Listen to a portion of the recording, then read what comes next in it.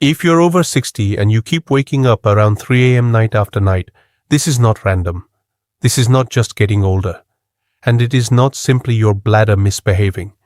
There is a world of difference between drifting through the night in deep restorative sleep and jolting awake in the dark with your mind suddenly alert and your body tense. One path restores your hormones, repairs your muscles, sharpens your memory. The other quietly strains your heart, destabilizes your blood sugar, and gradually weakens the very systems that protect your independence. Here is what most men never realize. When you wake at 3 a.m. consistently, your body is sending a signal, and most men miss it completely. They blame the prostate, or they shrug and say, "Well, I'm not 40 anymore." Meanwhile, the real cause continues silently compounding night after night.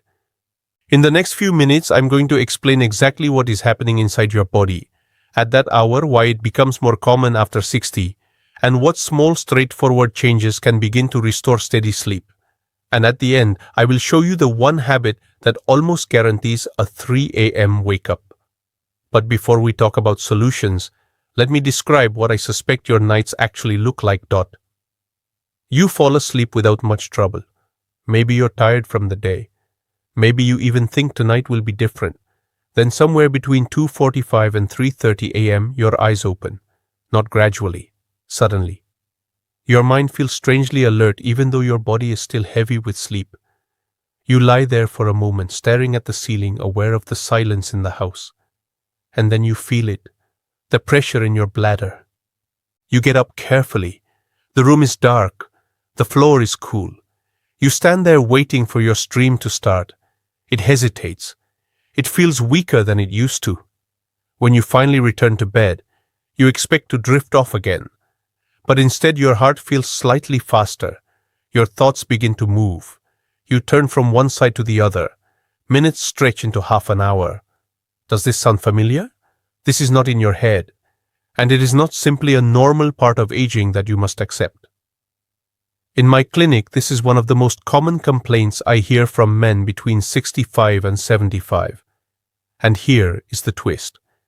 It is rarely just your bladder or your prostate acting alone. Your body is reacting to something deeper. And here's the pay. Over the years, I have watched this pattern unfold in two very different ways. One man I remember clearly was 71. He told himself the 3 a.m. waking was harmless. Just part of getting older, he said. He started napping more during the day because he felt drained. His evening meals grew heavier.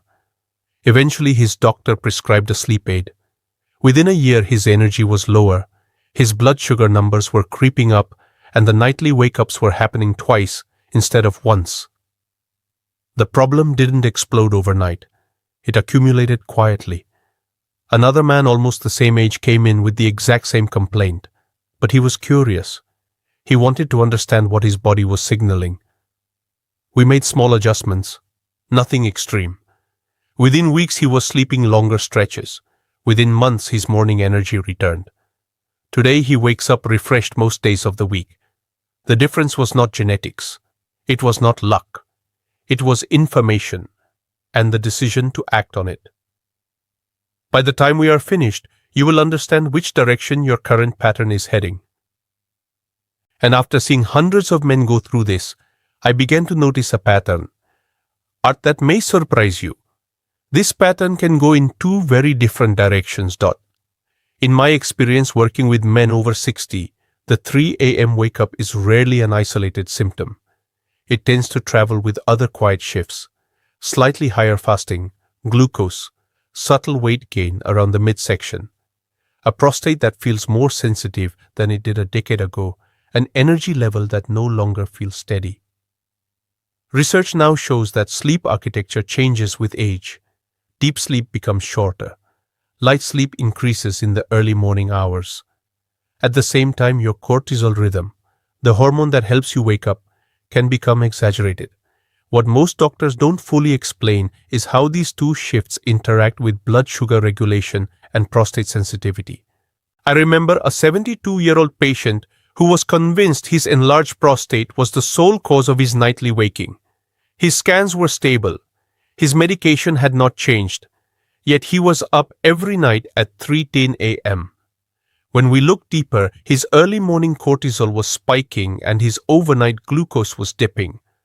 When we addressed that pattern, his sleep improved without adding another prescription. When I understood this mechanism more clearly, everything changed in how I approach these conversations.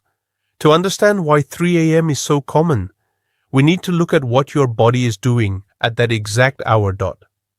To understand why you keep waking at 3 a.m., you have to picture what your body is programmed to do while you sleep. Sleep moves in cycles. Early in the night, you spend more time in deep restorative stages. That is when tissue repair happens, when growth hormone rises, when your brain clears waste. But as morning approaches, sleep naturally becomes lighter. You drift closer to the surface. At the same time, your body begins preparing to wake. Cortisol, often called the stress hormone but really a wake-up hormone, starts rising between 3 and 4 a.m. In a healthy rhythm, that rise is gentle. After 60, this system becomes more fragile. Research shows that cortisol patterns can become exaggerated. If your blood sugar drops too low overnight, something that happens more easily as insulin sensitivity changes with age, your body interprets that drop as a threat. It releases adrenaline and extra cortisol to protect you. Think of it like a smoke alarm with a low battery. It becomes overly sensitive. A small signal sets it off. That surge of adrenaline makes your mind alert. It increases bladder awareness. If your prostate is even mildly enlarged or inflamed, you feel that pressure more intensely in lighter sleep. One small imbalance triggers the next. Glucose dips, hormones surge, bladder signals amplify. You wake, and this is where habits matter. Now that you understand the mechanism, let me show you the daily patterns that either calm this system or quietly trigger it. There are 3 evening habits I see again and again in men your age, and the last one in this section is the one almost every disciplined, well-intentioned man is doing without realizing the cost. The first is late heavy dinners. When you eat a large carbohydrate-heavy meal close to bedtime, your blood sugar rises quickly. Your pancreas releases insulin to bring it down. Several hours later, often around 2 or 3 a.m., that drop can overshoot. Your glucose dips lower than your brain is comfortable with. In response, your body releases cortisol and adrenaline to bring it back up. That surge is enough to pull you out of sleep. After 60, insulin sensitivity declines gradually, which means these swings become more dramatic, even if your diet has not changed in years. A simple adjustment makes a difference. Finish your last meal at least 3 hours before bed, and center it on protein-healthy fats and fiber rather than refined starch. You do not have to eat perfectly. You simply need steadier fuel. The second habit is evening dehydration, followed by late fluid loading. Many men drink very little water during the day, then realize in the evening they are behind. They begin sipping continuously after dinner. Your bladder fills steadily through the night. In lighter sleep, even modest pressure feels urgent. After 60, bladder elasticity and pelvic muscle strength are not what they once were, so you sense fullness sooner. Shift your hydration earlier. Aim for consistent water intake through the afternoon, then taper after 7 in the evening. Your kidneys will thank you. The third is evening screen exposure. Blue light from televisions, tablets, and phones suppresses melatonin, the hormone that deepens sleep. After 60, melatonin production is already lower. That means your early morning sleep becomes even lighter and easier to disturb. One straightforward step can restore balance. Turn off bright screens at least 60 minutes before bed. Read, stretch, or sit quietly instead. And if you think those are the main culprits, what I'm about to share next is even more important. Let me pause with you for a moment. We have already covered food timing, hydration patterns, and evening light exposure. Those alone can shift your sleep more than most men expect. But if you are still thinking, I do some of that, and I still wake up, stay with me. The second half of this conversation is where the deeper triggers live, because the number one driver I see behind consistent 3 a.m. waking is not obvious. It is something many responsible, health-conscious men do every single day, believing it helps them unwind. If you are lying in bed tonight and your eyes open again in the dark, I want you to remember this moment. Your body is not betraying you. It is reacting to patterns that can be changed. And what we are about to cover next is deeply tied to how your body handles stress after 60. The next layer is more subtle, and in many men it is more powerful. First, chronic low-grade stress. You may not feel stressed in the dramatic sense. You are retired. The children are grown. Life is calmer. But your nervous system does not measure stress by your calendar. It measures it by stimulation. Late-night news. Financial worries, unresolved tension, constant mental activity. These keep your baseline cortisol slightly elevated. When evening cortisol is already high, the natural 3 a.m. rise becomes exaggerated.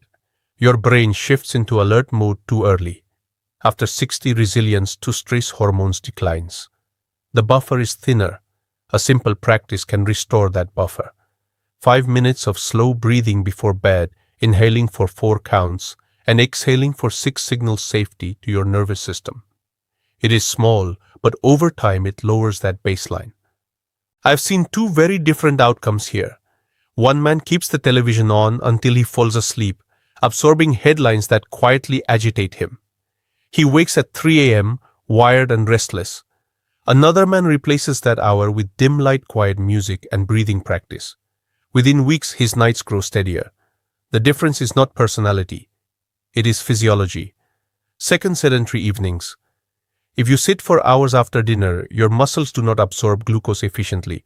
Blood sugar becomes less stable overnight. Muscle mass naturally declines after 60, so you have less margin for error.